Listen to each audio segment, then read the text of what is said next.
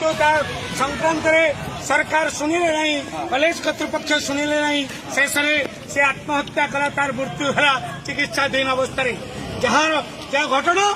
ओडिशा रे नुहे सारा भारत वर्ष निंदनीय ये सरकार आसवा बीजेपी सरकार आसवा महिला मान अत्याचार बढ़ार लगी आम दाबी करुचु समस्त घटनार विचार विभाग तदंत हो ये घटना दायी बारंबार ट्वीट करी से आपत्ति करी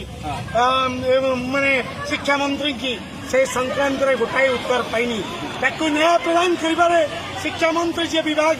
दायित्व अच्छा पदक्षेप नहीं जो घटना विरुद्ध में कार्यानुष्ठान स्वरूप बहिष्कार कर मंत्री पदरू आम दावी करुचु ए घटना जो मैंने षड्यंत्रकारी रही विरुद्ध में पूरा कार्यानुष्ठान कठोर कार्यानुष्ठान ग्रहण कर जहाँ एक नजीर हम ओडिशा रे कहीं माटीर माँ मान माटीर भौणी मान भूल नजर रे खराब नजर रे देखा साहस करेंगे नहीं आह्वान मोहन सरकार प्रति आज बंद परिप्रेक्षी।